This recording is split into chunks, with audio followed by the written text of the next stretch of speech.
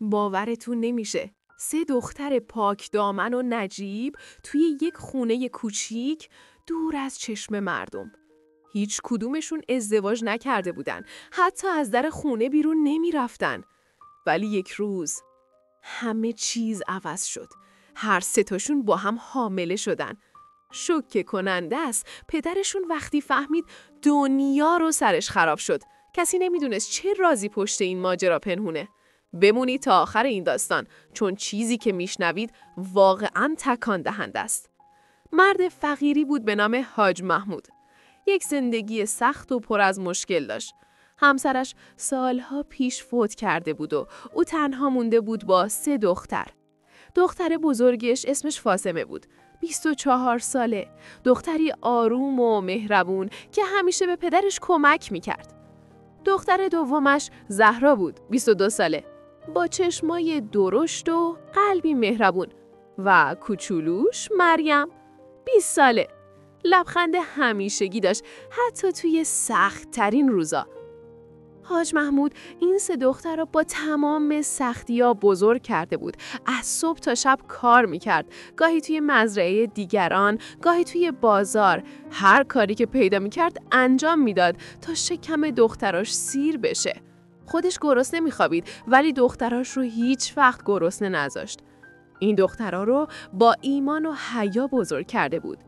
هیچ کدومشون بدون اجازه پدر از خونه بیرون نمی رفتن. حتی اگر می رفتن همیشه همراه پدرشون بودن. حاج محمود یک خونه کوچیک داشت توی یکی از محله‌های قدیمی شهر. 2 تا اتاق بیشتر نبود. یکی برای خودش، یکی برای دخترها. حیاط کوچیکی داشت که فاطمه توش گل کاشته بود. این گل‌ها تنها رنگ زندگیشون بود. همسایه‌ها همه می‌دونستن که این خانواده چقدر شریف و پاکن. هیچ وقت کسی حرفی درباره اونا نزده بود. همه به حاج محمود دختراش احترام می‌ذاشتن. ولی زندگی روز به روز سخت‌تر می‌شد.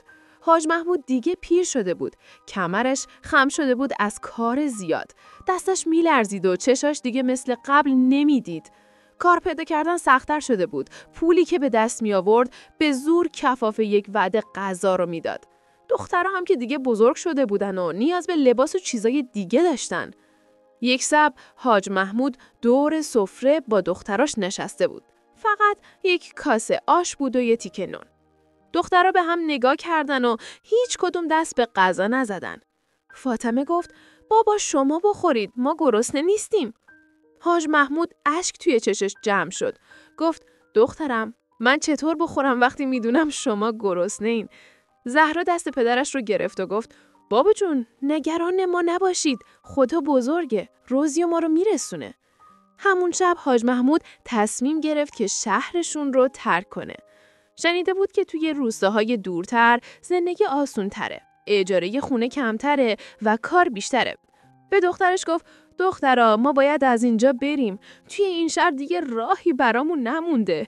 میریم یک جای آرومتر، جایی که بتونیم با آرامش زندگی کنیم. دخترها هم موافقت کردند. چاره دیگه ای نداشتن. چند روز بعد وسایل کمشون رو جمع کردن، یک گاری کوچیک اجاره کردن و راه افتادن. سفر طولانی بود. جاده ها خاکی و ناهموار. گاهی حاج محمود پیاده می شد و کنار گاری راه می رفت تا بار کمتر بشه. دخترها هم پیاده می شدن و کنارش راه می رفتن. هیچ کس شکایت نمی کرد. فقط امیدوار بودن که روزهای بهتری در پیشه. بعد از 3 روز سفر بالاخره به روستا رسیدن. روستای کوچیکی بود با خونه های گلی و کوچه های باریک. مردمش ساده و مهربون به نظر می رسیدن. حاج محمود قبلاً با یکی از اهالی روستا تماس گرفته بود و یک خونه کوچیک اجاره کرده بود. خونه توی حاشیه روستا بود، دور از چشم مردم، درست همون چیزی که می‌خواست. وقتی رسیدن جلوی خونه، یک مرد جوان اونجا منتظرشون بود. مردی حدود 35 ساله با قیافه‌ای مهربون و نگاهی آروم. اسمش رضا بود. با لبخند به حاج محمود نزدیک شد و گفت: سلام حاج، خوش اومدید. من رضا هستم. همسایه‌تون میشم. اگر کاری داشتی در خدمتم. حاج محمود تشکر کرد و گفت: خیلی ممنون پسرم. خدا خیرت بده. رضا کمک کرد وسایلشون رو داخل خونه ببرن. دخترها با حجاب کاملشون داخل خونه رفتن و هیچ کدوم به رضا نگاه نکردن. رضا هم بعد از کمک خداحافظی کرد و رفت. خونه کوچیک بود ولی تمیز. 2 اتاق داشت و یک حیاط کوچیک. فاطمه اولین کسی بود که شروع کرد به تمیز کردن. گفت: بابا جون، اینجا خوبه، میتونیم راحت باشیم. زهرا هم گفت: آره بابا، حس میکنم اینجا برامون خوب میشه. مریم هم با لبخند گفت: بابا، من میرم توی حیاط گل بکارم. اون شب همه با امید خوابیدن. فکر میکردن که بالاخره روزای سخت تموم شده. نمیدونستن که کابوس تازه داره شروع میشه. روز بعد حاج محمود صبح زود بیدار شد. میخواست برای پیدا کردن کار توی روستا بگرده. ولی قبل از اینکه از خونه بیرون بره، در خونه زده شد. رفت در رو باز کرد. رضا بود. توی دستش یک سبد بود، پر از نون تازه و پنیر و خرما. رضا با لبخند گفت: سلام حاج، فکر کردم شاید صبحونه ندارید. اینا رو برای شما آوردم. حاج محمود خجالت کشید. گفت: پسرم، زحمت کشیدی. نمیخواست. رضا گفت: حاج، زحمتی نیست. همسایه باید به همسایه کمک کنه. قبول کنید. حاج محمود سبد رو گرفت و تشکر کرد. رضا رفت و حاج محمود سبد رو برد داخل. دخترها وقتی دیدن خوشحال شدن. فاطمه گفت: بابا، مردم اینجا خیلی مهربونن. حاج محمود سری تکون داد و گفت: آره دخترم، خدا خیرشونو بده. اون روز حاج محمود رفت توی روستا دنبال کار. با چند نفر صحبت کرد. یکی ازشون گفت که یک مزرعه‌ای داره و نیاز به کارگر داره. حاج محمود قبول کرد و قرار شد فردا سر کار بره. وقتی برگشت خونه خوشحال بود. به دخترش گفت: دخترا، کار پیدا کردم، خدا رو شکر. دخترا هم خوشحال شدن. اون شب همه با آرامش خوابیدن. ولی فردا صبح یک چیز عجیب اتفاق افتاد. همه دیر بیدار شدن. حاج محمود وقتی بیدار شد احساس سنگینی توی سرش کرد. انگار یک شب کامل نخوابیده باشه. دخترها هم همین حسو داشتن. فاطمه گفت: بابا، چرا اینقدر خستم؟ حاج محمود گفت: نمیدونم دخترم، شاید از سفر خسته شدیم. چند روز گذشت. رضا هر روز سری به خونشون میزد. گاهی نون میآورد، گاهی میوه، گاهی هم یک کاسه آش یا سوپ. حاج محمود هر بار میخواست رد کنه، ولی رضا اصرار میکرد. میگفت: حاج، من تنهام، خانواده ندارم. شما مثل خانواده من شدید. اجازه بدید کمک کنم. حاج محمود بالاخره قبول کرد. فکر کرد که رضا یه مرد خوبیه و از روی مهربونی داره این کارا رو میکنه. دخترام همیشه از پشت در تشکر میکردن و هیچ وقت خودشونو نشون نمیدادن. فاطمه یک بار به پدرش گفت: بابا، این مرد خیلی خوبه، خدا خیرش بده. ولی چیزی که هیچ کس نمیدونست این بود که رضا یک نقشه داشت. نقشه‌ای شیطونی و پلید. هر بار که غذا یا نوشیدنی می آورد، توش داروی خواب‌آور می‌ریخت. داروی قوی که آدمو چند ساعت کاملا بیهوش می‌کرد، طوری که هیچی نمی‌فهمید و هیچ چیزی به یاد نمی‌آورد.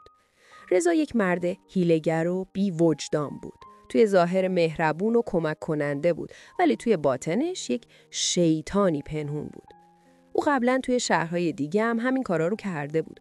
همیشه خانواده‌های فقیر و بی‌پناه و هدف می‌گرفت، چون می‌دونست که اونا کسی رو ندارن که ازشون دفاع کنه. یک شب رضا دوباره اومد. این بار یک دیگ بزرگ آش آورده بود. گفت: حاج محمود، امروز آش درست کردم، خیلی زیاد شد، گفتم بیارم برای شما. حاج محمود تشکر کرد و آشو برد داخل. اون شب همه از اون آش خوردن. خوشمزه بود و همه سیر شدن.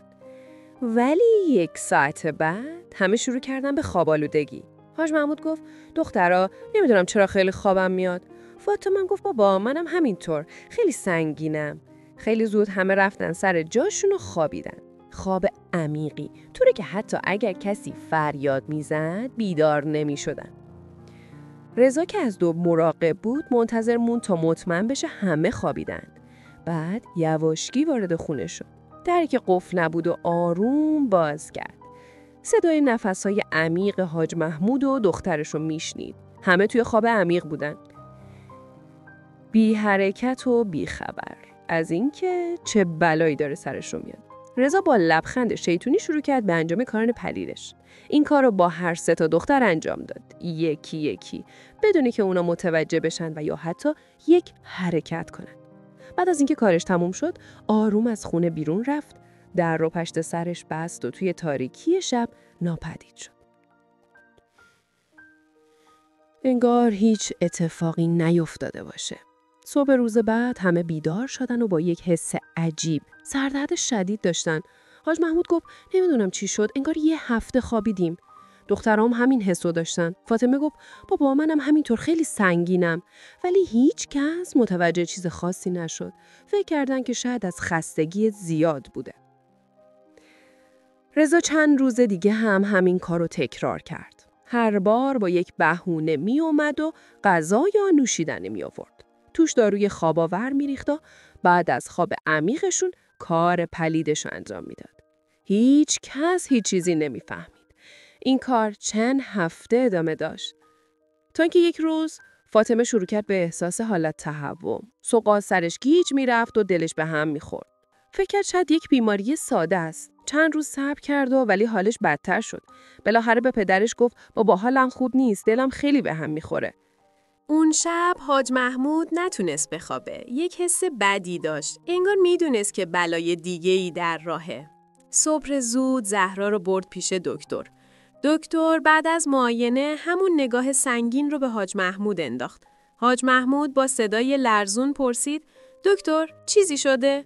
دکتر گفت حاج دخترتم حامل است. حاج محمود حس کرد که قلبش ایستاد. دیگه نمیتونست تحمل کنه. دستاش رو گذاشت روی سرش و شروع کرد به زدن به سرش. گفت نه نه نه این ممکن نیست. خدایا چه بلایی سر ما اومده. زهرا هم مثل فاطمه با گریه میگفت بابا من نمیدونم چی شده. به خدا قسم من با هیچ مردی حرف نزدم. من نمیفهمم چطور این اتفاق افتاده. حاج محمود دیگه حرفی نزد. فقط با قدم‌های سنگین به خونه برگشت. وقتی رسیدن فاطمه که دید پدرش و زهرا هر دو گریه میکنن فهمید چی شده. بغل خواهرش کرد و هر دو با هم گریه کردن. چند هفته دیگه گذشت. حالا شکم هر دو خواهر داشت بزرگ میشد. حاج محمود دیگه به هیچ کس نگاه نمیکرد. از همسایه ها فرار میکرد. خجالت میکشید. نمیدونست چی باید بگه. تا اینکه یک روز مریم هم همون علائم رو نشون داد. صبحها حالش بد بود، دلش به هم میخورد. فاطمه که دید با ترس به پدرش گفت بابا فکر کنم مریم هم حرفش رو نتونست ادامه بده، فقط اشک ریخت. حاج محمود مثل یک مرده متحرک مریم رو برد پیش دکتر. دیگه هیچ امیدی نداشت. وقتی دکتر گفت حاج دخترتم حامل است، حاج محمود فقط سرش رو پایین انداخت. دیگه اشکی هم نداشت که بریزه. فقط یک خلاء بود توی قلبش. این بار حتی حرفی هم نزد. فقط دست مریم رو گرفت و به خونه برگشت. وقتی رسیدن هر 3 دختر دور هم نشستن و گریه کردن. حاج محمود رفت توی اتاقش، در رو بست و روی زمین نشست. سرش رو بین دستاش گرفت و شروع کرد به گریه. ولی این بار گریهش صدا نداشت. فقط بدنش میلرزید. اون شب حاج محمود تصمیم گرفت که باید کمک بگیره. نمیتونست تنها با این مشکل کنار بیاد. صبح فردا رفت پیش قاضی روستا. قاضی مردی عادل و با تجربه بود. همه بهش احترام میذاشتن. حاج محمود با قدمای سنگین به خونه قاضی رفت. قاضی مردی حدود 60 ساله بود با ریش سفید و نگاهی تیز. وقتی حاج محمود رو دید فهمید که یک مشکل بزرگی هست. گفت بفرمایید حاج بشینید. چیزی شده؟ حاج محمود نشست. سرشو پایین انداخته بود. نمیتونست توی چشمای قاضی نگاه کنه. با صدای لرزون شروع کرد به صحبت کردن. گفت قاضی صاحب من توی یک بلای بزرگ گرفتار شدم. یک بلایی که سر و ته نداره. قاضی با دقت گوش میداد. گفت بگو حاج چی شده؟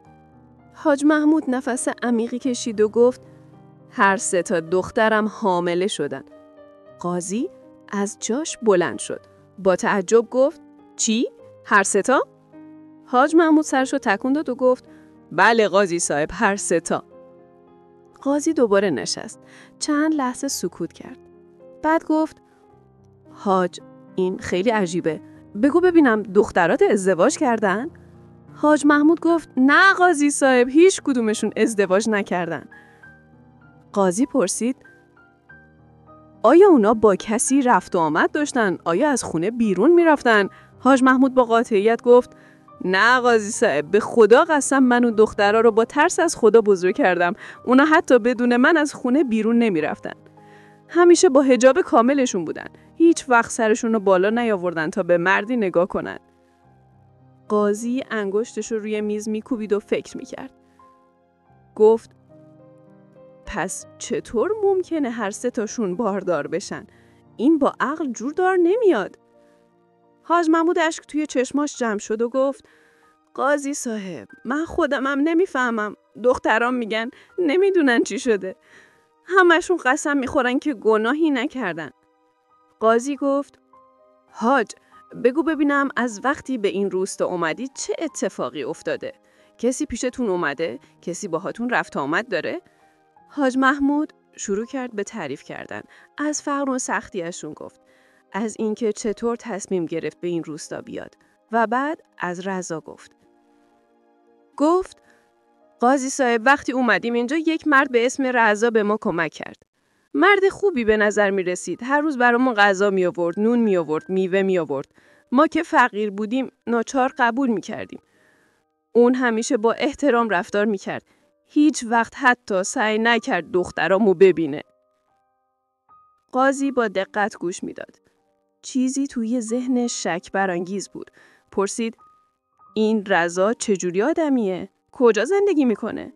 حاج محمود گفت نمیدونم قاضی صاحب، فقط میدونم که تنهاست و خانواده نداره.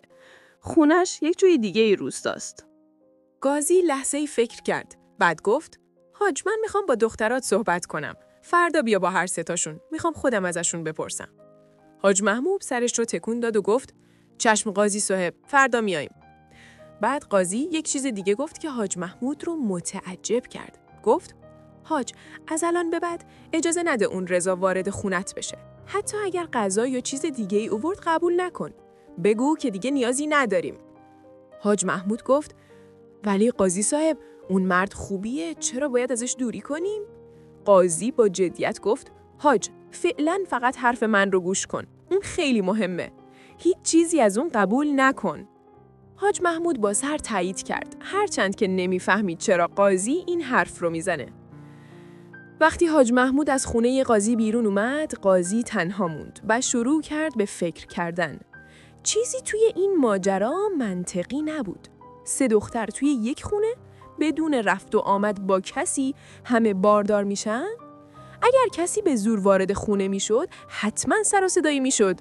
حتما دخترها یا پدرشون متوجه میشدن. قاضی به یک نتیجه رسید. اگر کسی بخواد این کار را بدون اینکه کسی متوجه بشه انجام بده، باید یک راهی داشته باشه که همه رو بیهوش کنه. و تنها کسی که میتونست غذا یا نوشیدنی به اون خونه ببره همون رضا بود. قاضی تصمیم گرفت که رضا رو زیر نظر بگیره. صدای یکی از محافظاش رو زد و گفت میخوام خونه حاج محمود رو زیر نظر بگیریم، مخصوصاً شبها. اگر کسی، مخصوصاً یک مرد به اسم رضا نزدیک اون خونه شد، بلافاصله بهم خبر بده. ولی نزدیک نشو، فقط از دور نگاه کن. محافظ گفت چشم قاضی صاحب و رفت. شب اول محافظ رفت نزدیک خونه حاج محمود. یک جای مخفی پیدا کرد که میتونست از اونجا خونه رو ببینه. ساعتها منتظر موند، ولی هیچ اتفاقی نیفتاد. خونه ساکت بود. نه کسی اومد، نه کسی رفت. صبح فردا رفت پیش قاضی و گفت قاضی صاحب، دیشب هیچ اتفاقی نیفتاد. همه چیز آروم بود. قاضی گفت خوبه، امشبم برو. صبر کن و مراقب باش. شب دوم هم همینطور گذشت. هیچ اتفاقی نیفتاد. محافظ دوباره به قاضی گزارش داد. قاضی کمی نگران شد. فکر کرد شاید اشتباه کرده. شاید رضا بیگناهه و مشکل یک چیز دیگه‌ای هست. ولی یک حس درونی بهش میگفت که صبر کنه. گفت یک شب دیگه هم مراقب باش. اگر باز هیچ اتفاقی نیفتاد، پس باید فکر دیگه‌ای بکنیم. شب سوم محافظ دوباره رفت سر جاش. این بار هوا سردتر بود. باد میوزید و برگ‌های درخت‌ها صدا می‌دادن. محافظ یک پتوی کوچیک دور خودش پیچیده بود و منتظر بود. ساعت‌ها گذشت. هیچ اتفاقی نیفتاد.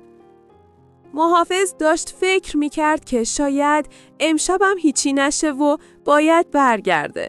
ولی یک دفعه یک سایه توی تاریکی دید. یک مرد داشت با قدم‌های آروم به سمت خونه حاج محمود می اومد. محافظ بیشتر خودش رو مخفی کرد و با دقت نگاه کرد. مرد نزدیکتر شد. توی دستش یک ظرف و یک کیسه بود. اون مرد رضا بود. محافظ نفسش رو حبس کرد. رضا رفت جلوی در خونه و ظرف و کیسه رو جلوی در گذاشت. محافظ منتظر بود که رضا برگرده، ولی رضا برنگشت.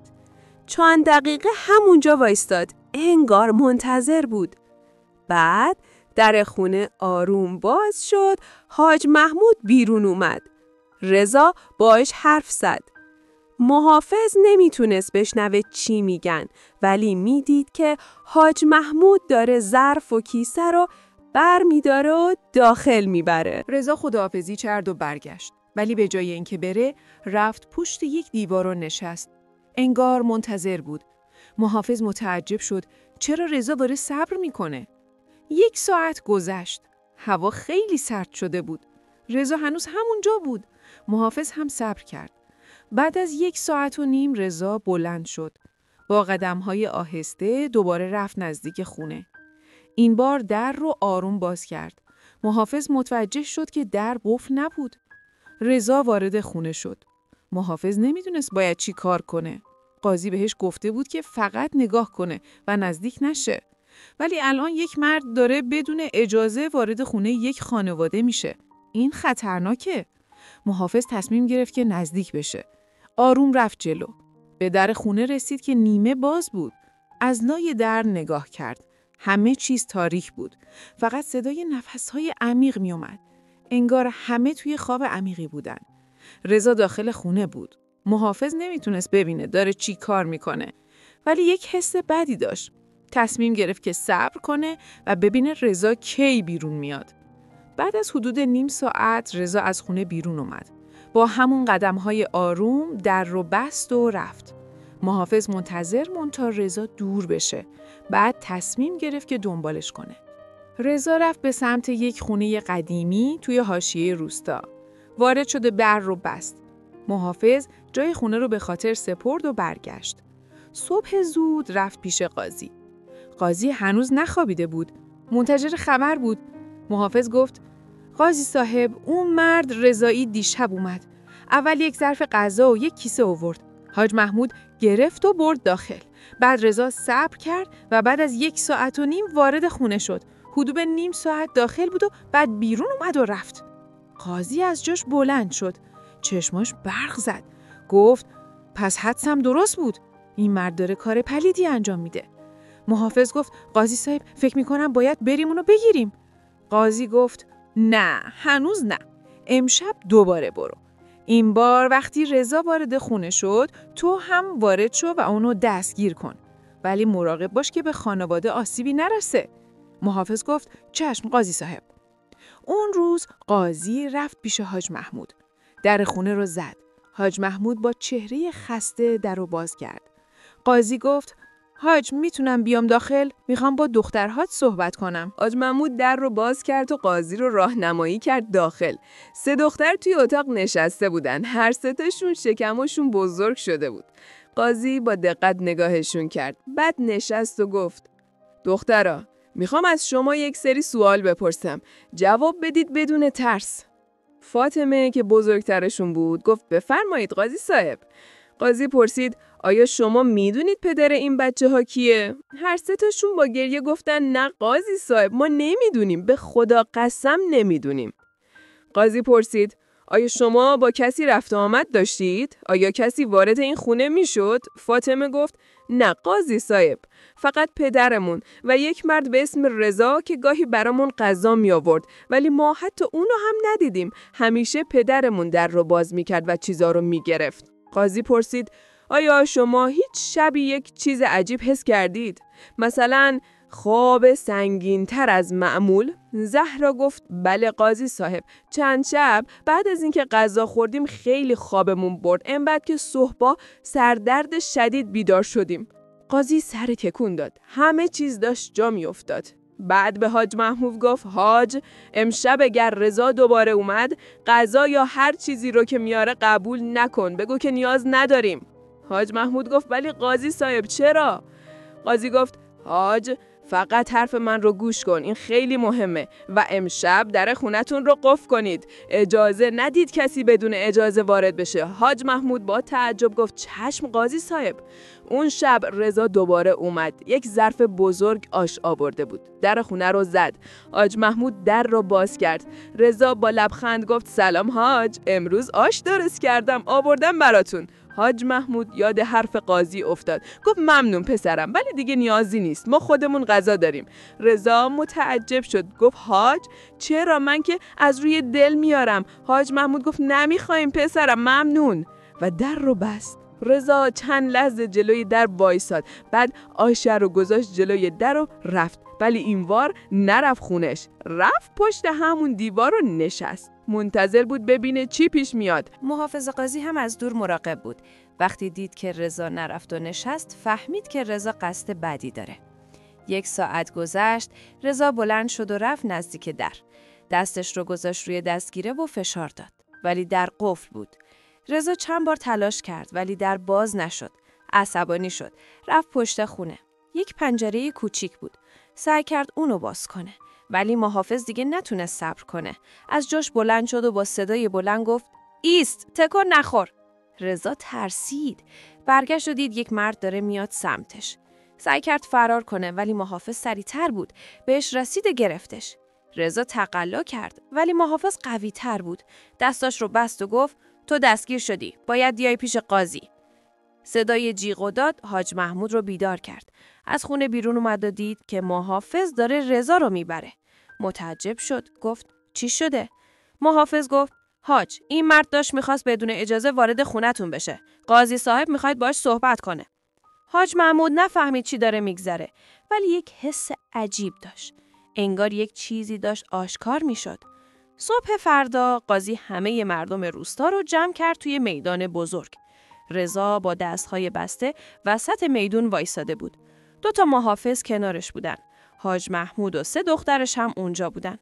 قاضی بلند شد و با صدای بلند گفت ای مردم، امروز اینجا جمع شدیم تا حقیقتی رو بشنویم که قلب هامون رو میلرزونه. حقیقتی درباره یک جنایت بزرگ. همه ساکت شدن و گوش دادن. قاضی ادامه داد این مرد که جلوتون ایستاده یک جنایتکار است. جنایتی که شاید باورش براتون سخت باشه. بعد رو کرد به رضا و گفت بگو چه کار پلیدی کردی؟ رضا سرش رو پایین انداخته بود. ساکت بود. قاضی با صدای بلندتری گفت بگو وگرنه به زور ازت میکشم بیرون. رضا آهی کشید. بعد شروع کرد به حرف زدن. با صدای آروم و شرمنده گفت من توی غذاهایی که برای اون خانواده می‌بردم داروی خواب‌آور می‌ریختم. همه با شوک به هم نگاه کردن. قاضی گفت ادامه بده. بعدش چی؟ رضا گفت بعد از اینکه همه‌شون می‌خوابیدن من وارد خونه می‌شدم. اونا توی خواب عمیق بودن و هیچی نمی‌فهمیدن. من با هر 3 دختر کار بدی کردم. صدای جیغ و فریاد از جمعیت بلند شد. حاج محمود روی زمین افتاد. شروع کرد به گریه کردن و زدن به سرش. گفت خدایا چه بلایی سر دخترام اومده. من چرا نفهمیدم؟ من چرا نتونستم ازشون محافظت کنم؟ 3 دخترم با گریه های شدید صورتشون رو پوشوندن. فاطمه فریاد زد پس ما بیگناه بودیم. ما هیچ کاری نکرده بودیم. زهرا و مریم هم گفتن خدایا ما بیگناه بودیم. قاضی دستشو بلند کرد و همه ساکت شدن. با صدای محکم گفت ای مردم، این خانواده بیگناه بودن. اونا قربانی یک جنایتکار هیله‌گر شدن. این مرد به اعتماد و فقر اونا سوء استفاده کرد. با ظاهر مهربونیش راهی به دلشون پیدا کرد و بعد به حرمتشون تجاوز کرد. بعد قاضی رو کرد به حاج محمود و گفت حاج، تو و دخترات هیچ گناهی ندارید. شما مظلوم هستید و این مرد باید به سزای کردش برسه. بعد قاضی یک سند رسمی در آورد و گفت به نام عدالت و به نام خدا من اعلام می کنم که این خانواده کاملا بیگناهن و همه اموال و دارایی‌های این مرد از الان به حاج محمود و دخترش تعلق می گیره تا شاید بخشی از رنجشون جبران بشه. بعد رو کرد به محافظه و گفت این مرد رو ببرید. حکم اعدامش قبل از غروب امروز اجرا میشه. محافظا رضا رو بردن. رضا هیچ مقاومتی نکرد، فقط سرش رو پایین انداخته بود. بعد از اون روز حاج محمود و دخترش به خونه برگشتن. همه توی سکوت بودن. هنوز باورشون نمیشد چه اتفاقی افتاده. فاطمه اولین کسی بود که سکوت رو شکست. گفت بابا پس ما واقعاً بیگناه بودیم؟ حاج محمود با اشک گفت دخترم، من میدونستم شما بیگناهید، ولی نمیتونستم بفهمم چه اتفاقی افتاده. ببخشید که بهتون شک کردم. ببخشید که نتونستم ازتون محافظت کنم. فاطمه بغل پدرش کرد و گفت بابا این تقصیر شما نبود. اون مرد خیلی حیله‌گر بود. کسی نمیتونست بفهمه. زهرا و مریم هم اومدن و همه با هم گریه کردن. ولی این بار گریهشون فرق داشت. این بار یک حس سبکی توش بود. یک حس آزادی، چون بالاخره حقیقت آشکار شده بود. روزهای بعد اهالی روستا یکی یکی اومدن پیش حاج محمود و دخترش. ازشون عذرخواهی کردن چون بعضیاشون توی دلاشون به اون خانواده شک کرده بودن. حالا میدونستن که اشتباه کردن. یه پیرزن محترم روستا اومد و گفت حاج، ما همه باید ازتون و از دخترتون عذرخواهی کنیم. ما توی دلهامون شک کردیم، حتی اگر به زبون نیاوردیم. ولی الان میدونیم که شما و دختراتون چقدر پاک و شریفید. حاج محمود گفت خدا همتون رو ببخشه. ما هم نمیدونستیم چی شده بود. یه زن دیگه اومد و به دخترها گفت دختری عزیز، شما قهرمانید. با وجود همه این مشکلات هنوز ایمانتون رو حفظ کردید. قاضی هم مطابق به قولش همه دارایی‌های رضا رو به حاج محمود داد. رضا یک خونه بزرگ داشت، یک مزرعه و مقداری طلا و پول. با این دارایی‌ها حاج محمود و دخترش دیگه فقیر نبودن. میتونستن راحت زندگی کنن. ولی با همه اینها زخم‌های روحیشون هنوز تازه بود. دخترها هر شب توی خواب کابوس می‌دیدن. فاطمه گاهی نیمه‌های شب از خواب میپرید و فریاد میزد. زهرا هم همینطور. مریم که کوچکترشون بود بیشتر از همه آسیب دیده بود. دیگه اون لبخند همیشگیش رو نداشت. حاج محمود میدید که دختراش چقدر توی درد هستن. یک روز رفت پیش قاضی و گفت قاضی صاحب، من نمیدونم چطور به دخترام کمک کنم. اونا هنوز توی درد هستن. هر شب کابوس میبینن. قاضی گفت حاج، زخم‌های روحی زمان میخوان تا التیام پیدا کنن. ولی هیچ چیزی هست که میتونه کمک کنه. دعا و صحبت کردن. بذار دخترات حرف بزنن. بذار احساساتشون رو بیرون بریزن. و مهمتر از همه بهشون یادآوری کن که اونها قربانی نیستن. اونا بازماندهان. حاج محمود به خونه برگشت و شب دور چراغ نشست با دختراش. گفت دخترا، میدونم چقدر سخته. میدونم چقدر درد داره. ولی میخوام یه چیز بهتون بگم. شما قربانی نیستید. شما بازمانده های یک جنگ هستید. و بازمانده ها قوی هستن. فاطمه با اشک گفت ولی بابا، ما حالا باردار هستیم. بچه‌هایی که داریم به دنیا میارن بچه‌های اون مرد پلیدن. چطور میتونیم اونا رو دوست داشته باشیم؟ حاج محمود دست دخترش رو گرفت و گفت دخترم، این بچه‌ها گناهی ندارن. اونا به خاطر گناه پدرشون مسئول نیستند. اونا بچه‌های شما هستند و شما میتونید اونا را با عشق بزرگ کنید. میتونید اونا رو طوری تربیت کنید که هیچ وقت مثل پدرشون نشن. زهرا گفت ولی بابا، مردم چی میگن؟ وقتی ما بچه‌های بدون شوهر داشته باشیم چی میگن؟ حاج محمود گفت دخترم، همه میدونن شما بیگناهید. قاضی اعلام کرده. هیچ کس جرأت نمیکنه چیزی بگه. و اگر کسی هم بگه، من پیششون خواهم رفت و براشون توضیح خواهم داد. اون شب برای اولین بار بعد از مدت‌ها دخترها با یک حس آرامش خوابیدن. هنوز درد داشتن ولی یک امید کوچیک توی دلشون روشن شده بود. ماه‌ها گذشت. شکم‌های دخترها بزرگتر شد. نزدیک زمان زایمان بودن. اهالی روستا همچنان به اون خانواده کمک می‌کردن. زنای روستا می اومدن و به دخترها کمک می‌کردن. بهشون یاد می‌دادن چطور از بچه‌ها مراقبت کنن. یک پیرزن مهربون به اسم بیبی فاطمه خیلی به اون خانواده نزدیک شده بود. اون خودش 7 تا بچه داشت و میدونست که مادر بودن چقدر سخته. هر روز میومد پیش دخترها و باهاشون صحبت میکرد. بهشون میگفت دخترانی عزیز، مادر بودن یک هدیه خداست. حتی اگر راهش سخت باشه ولی ارزششو داره. فاطمه یک شب به بیبی فاطمه گفت بیبی جون، من میترسم که نتونم یک مادر خوب باشم. میترسم که هر وقت به این بچه نگاه کنم یاد اون مرد پلید بیفتم. بیبی فاطمه دست فاطمه رو گرفت و گفت دخترم، وقتی بچت به دنیا بیاد همه چیز عوض میشه. وقتی توی چشماش نگاه کنی فقط یک بچه معصوم میبینی. یک بچه‌ای که به تو نیاز داره. و اون عشق که حس میکنی همه ی ترس‌ها رو از بین میبره. یک شب فاطمه درد زایمان گرفت. همه با عجله به خونه اومدن. قابله روستا اومد و شروع کرد به کمک به فاطمه. حاج محمودم بیرون از اتاق نشسته بود و دعا میخوند.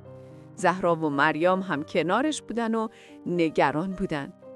بعد از چند ساعت صدای گریه یک نوزاد شنیده شد. قابله بیرون اومد با لبخند گفت تبریک میگم حاج، یک پسر سالم و سرحال. حاج محمود اشک شوق ریخت. رفت داخل و فاطمه رو دید که بچه رو توی بغلش گرفته. با وجود خستگی یک لبخند روی لبش بود. حاج محمود نزدیک شد و به نوزاد نگاه کرد. یک پسر کوچولوی معصوم با چشمای بسته. حاج محمود دستش رو روی سر بچه گذاشت و گفت خدایا این بچه را حفظ کن. اونو از هر بدی دور نگه دار. فاطمه به پدرش نگاه کرد و گفت بابا، میخوام اسمش رو بذارم امید، چون اون امید ماست برای یک زندگی جدید. حاج محمود سرش رو تکون داد و گفت اسم خوبیه دخترم. امید، بله، اون امید ماست. 2 هفته بعد زهرا هم زایمان کرد. اونم یک پسر به دنیا آورد. اسمش رو گذاشت نور، چون گفت این بچه نور زندگی منه. توی تاریکی که بودم اون نور رو آورد. و 1 ماه بعد از اون مریم هم زایمان کرد.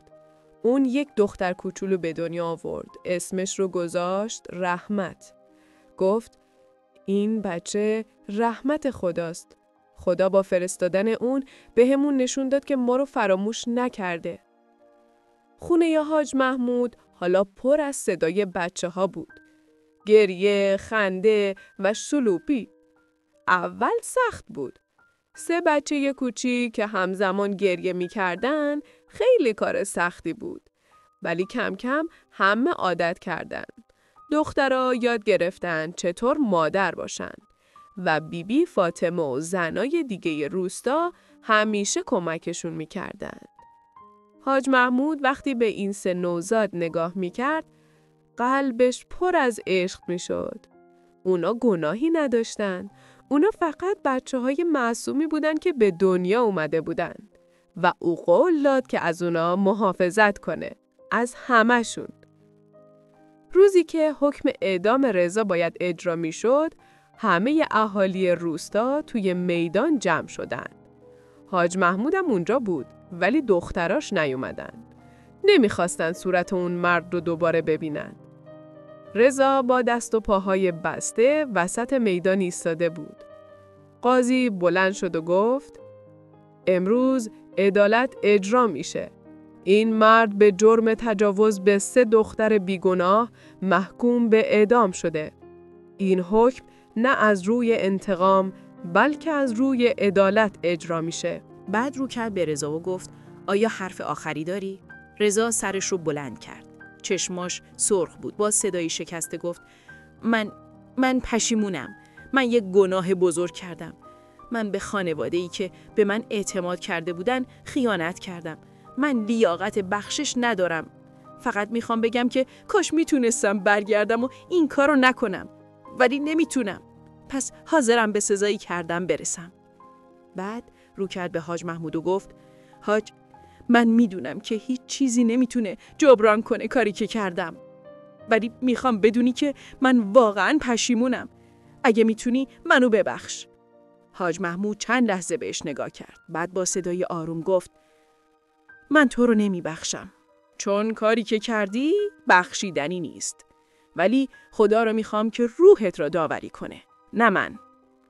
بعد قاضی دست بلند کرد و جلاد قدم به جلو برداشت. چند لحظه بعد همه چیز تموم شد. رضا دیگه نبود. جسدش رو بردند و دفنش کردند توی یه گوشه‌ای دور از روستا. بدون هیچ مراسمی. بدون هیچ سنگ قبری. حاج محمود بعد از اون روز احساس یک سبکی عجیب کرد. نه به خاطر اینکه رضا مرده بود، بلکه به خاطر اینکه عدالت اجرا شده بود. حقیقت آشکار شده بود و همه میدونستند که دختراش بیگناه بودن. فصل 11. سالهای بعد. سالها گذشت. امید، نور و رحمت بزرگ شدن. بچه‌های شیرین و باهوشی بودن. حاج محمود و 3 دخترش با عشق و محبت اونا رو بزرگ کردن. به بچه‌ها هیچ وقت نگفتن که پدرشون چه کسی بود. فقط گفتن که پدرشون مرده. امید از همه بزرگتر بود. پسر قوی و شجاعی بود. همیشه از مادرش و خاله‌هاش محافظت می‌کرد.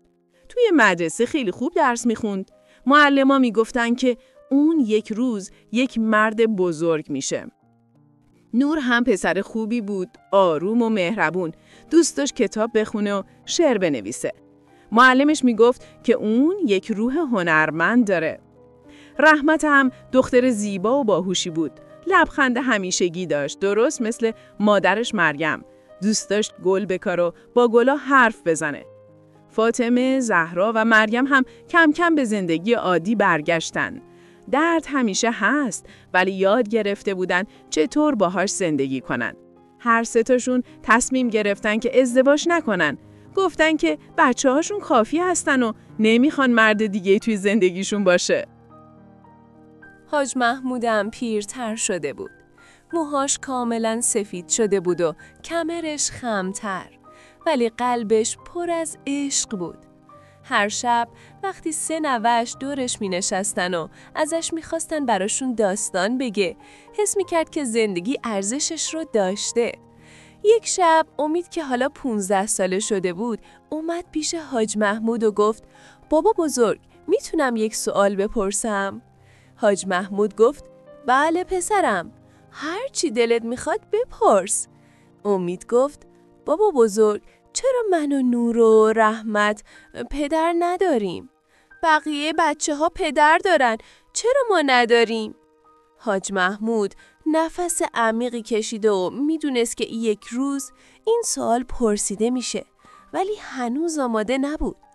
با صدای آروم گفت پسرم، گاهی توی زندگی اتفاقای سختی میفته، اتفاقایی که ما نمیتونیم کنترلشون کنیم.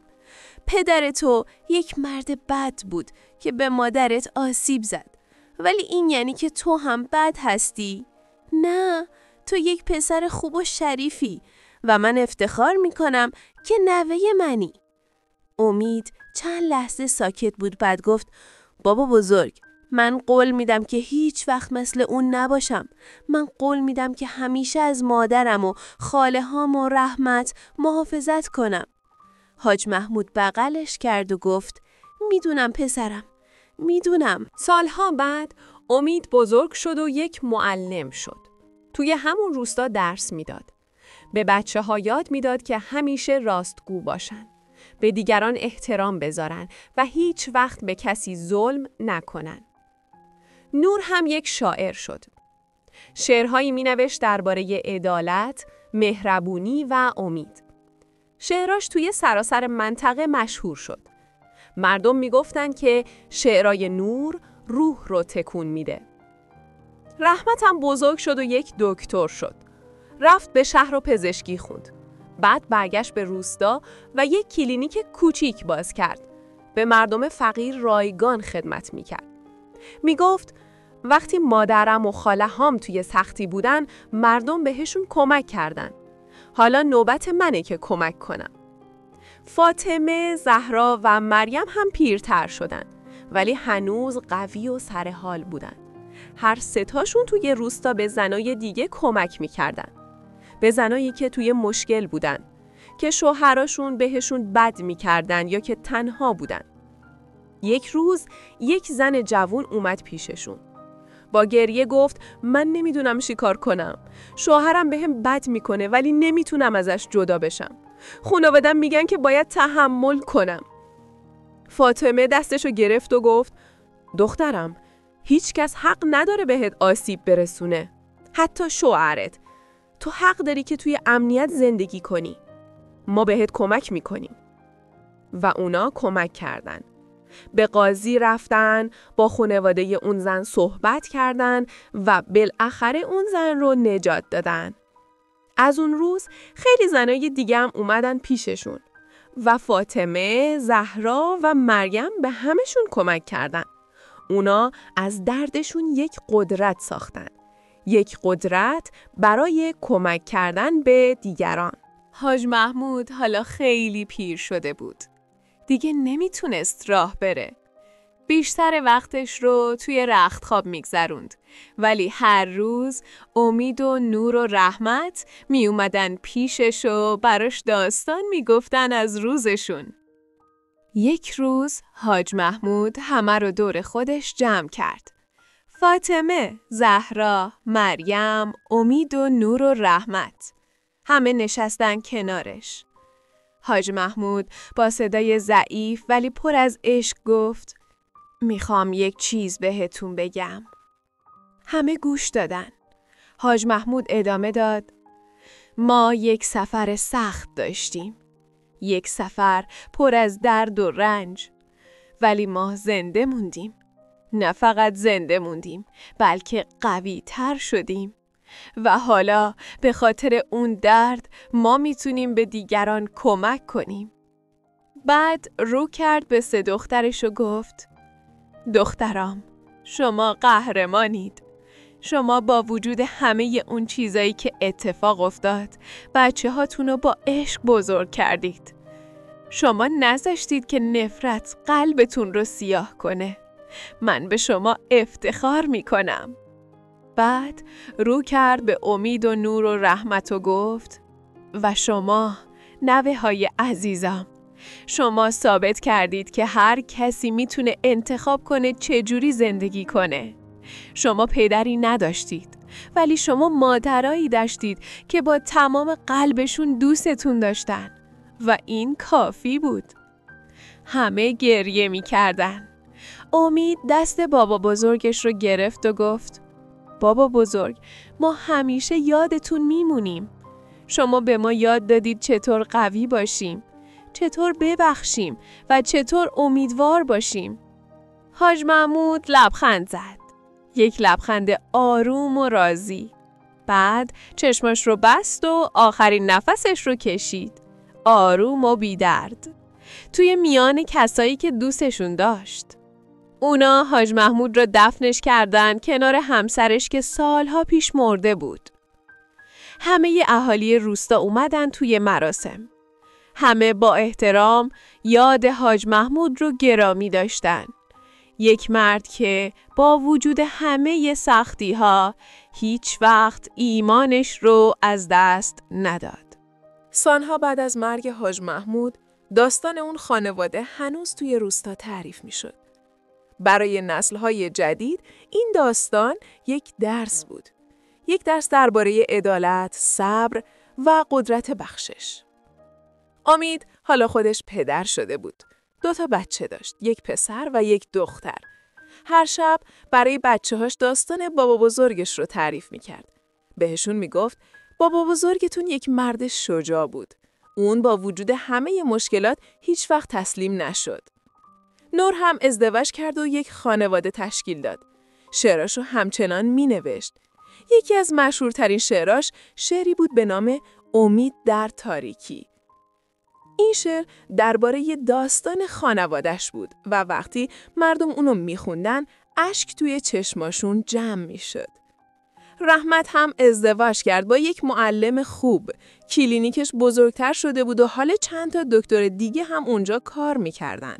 ولی رحمت هنوز به مردم فقیر رایگان خدمت میکرد. میگفت این کاری که من میکنم یادگاری از بابا بزرگمه. اون به ما یاد داد که همیشه به دیگران کمک کنیم. فاطمه، زهرا و مریم هم حالا پیر شده بودن. موهاشون سفید شده و صورتشون چروک. ولی هنوز قلبشون جوون بود. هنوز به زنهای دیگه کمک میکردن. هنوز داستانشون رو تعریف میکردن برای کسایی که توی سختی بودن. یک روز یک دختر جوون اومد پیش فاطمه. با گریه گفت من نمیتونم تحمل کنم. زندگیم خیلی سخته. میخوام همه چیز رو تموم کنم. فاطمه دستش رو گرفت، توی چشماش نگاه کرد. بعد شروع کرد به تعریف کردن داستانش. داستان 3 دختری که توی بدترین شرایط ممکن قرار گرفتن ولی تسلیم نشدن. بعد از شنیدن داستان، اون دختر جوون گفت شما چطور تونستید بعد از اون همه درد همچنان زندگی کنید؟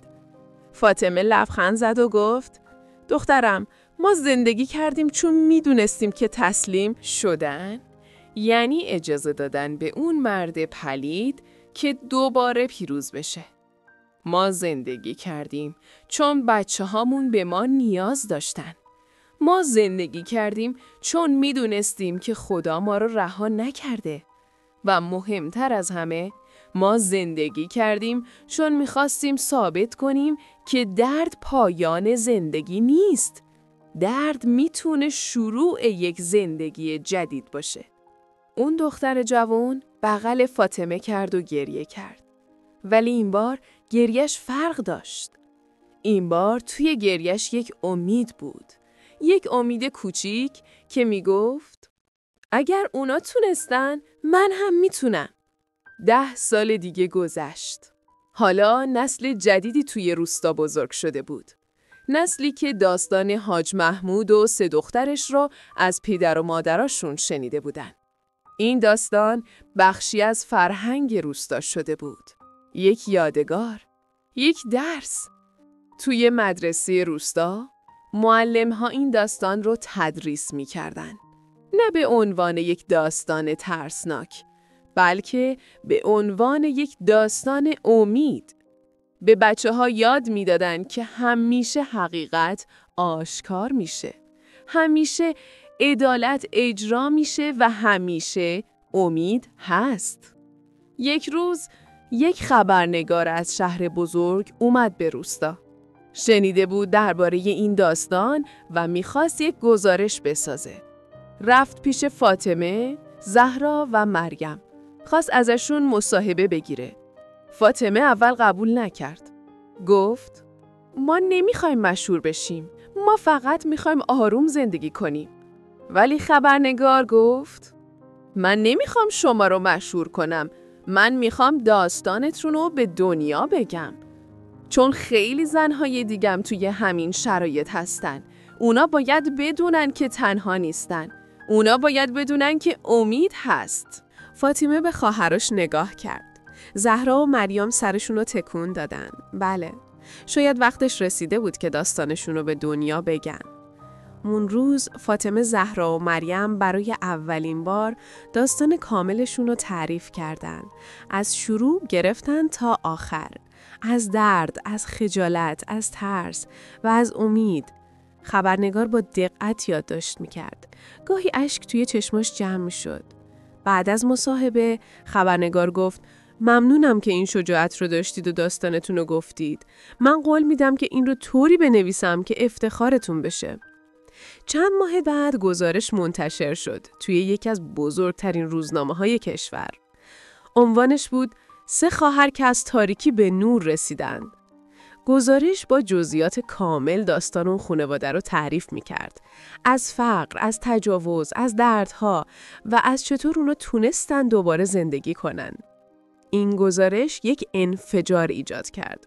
مردم از سراسر کشور نامه می‌نوشتن به فاطمه زهرا و مریم.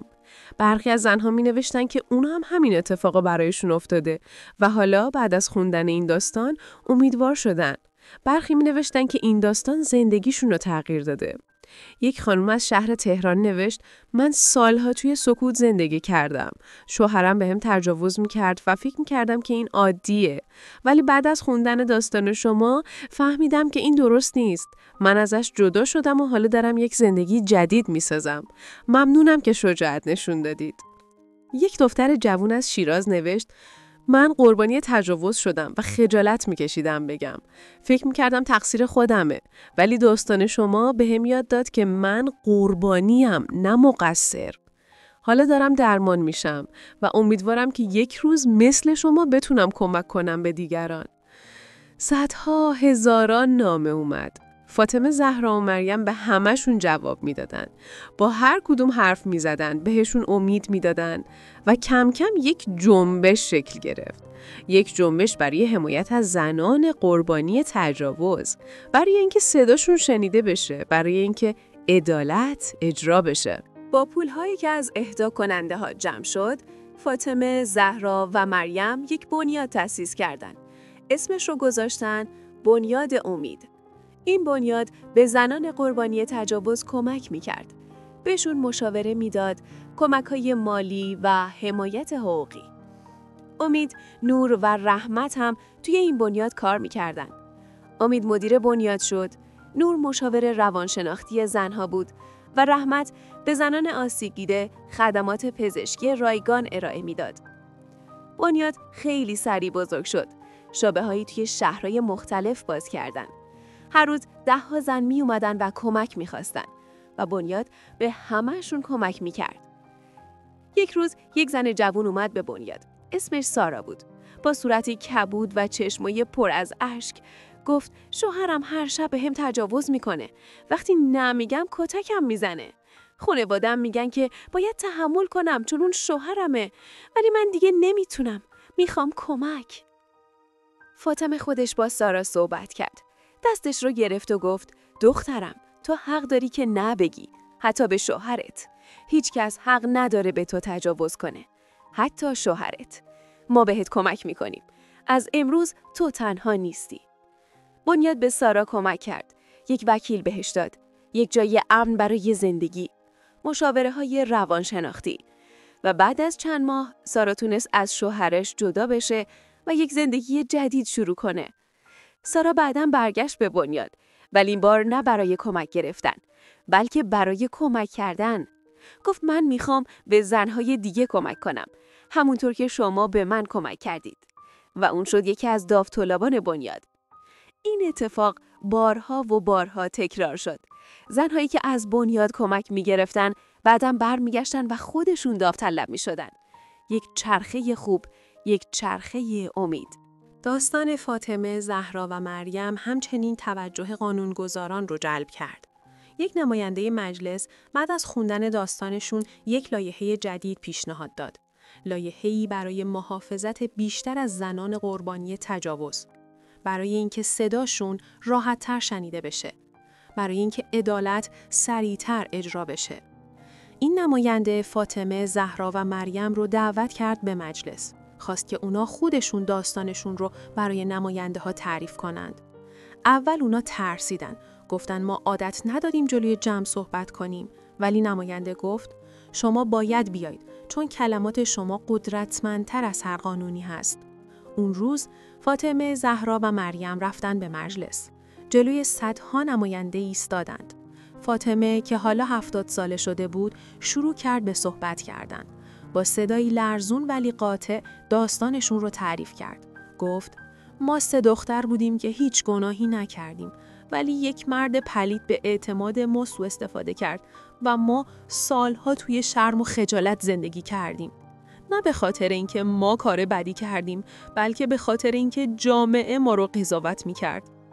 بعد زهرا ادامه داد: ما خوش شانس بودیم که یک قاضی عادل داشتیم، یک قاضی که به دنبال حقیقت رفت، ولی خیلی زنای دیگه این شانس رو ندارند. خیلی زنها توی سکوت میمیرن چون میترسن که کسی باورشون نکنه. و مریم با اشک توی چشماش گفت: ما امروز اینجا ایستادیم تا صدای اون زنها باشیم، صدای کسایی که نمیتونن حرف بزنن. ما ازتون میخوایم که قانونهایی وضع کنید که زنان رو محافظت کنه، که بهشون اعتماد کنه و که عدالت رو سریعتر اجرا کنه. وقتی اونا تموم کردن، همه نماینده ها بلند شدن و تشویقشون کردن. خیلی ها اشک توی چشمشون داشتن. یکی از نماینده ها گفت: این شجاع ترین سخنرانی بود که تا حالا شنیدم. ما قول میدیم که این لایحه رو تصویب کنیم. و چند ماه بعد لایحه تصویب شد. قانون جدیدی که به زنان قربانی تجاوز حمایت بیشتری میکرد، که فرایند قانونی رو ساده تر میکرد و که مجازات‌های سنگین‌تری برای متجاوزان در نظر میگرفت. این قانون به نام قانون فاطمه، زهرا و مریم نامگذاری شد. یک یادگار، یک تغییر واقعی. 10 سال بعد از تصویب قانون، فاطمه، زهرا و مریم، 3 زن پیر ولی محترم، توی یک مراسم بزرگ جایزه افتخار ملی رو دریافت کردند. جایزه‌ای برای خدماتشون به جامعه، برای شجاعتشون، برای اینکه صدای بی صداها شدن. توی اون مراسم رئیس جمهور خودش جایزه رو بهشون داد. با احترام دستشون رو بوسید و گفت: شما الگوی همه ما هستید. الگوی قدرت، صبر و امید. فاطمه با لبخندی آروم گفت: ما کار خاصی نکردیم. فقط زندگی کردیم. فقط سعی کردیم از دردمون یه چیز خوب بسازیم و اگر این کار به یک نفر هم کمک کرده باشه، پس ارزشش رو داشته.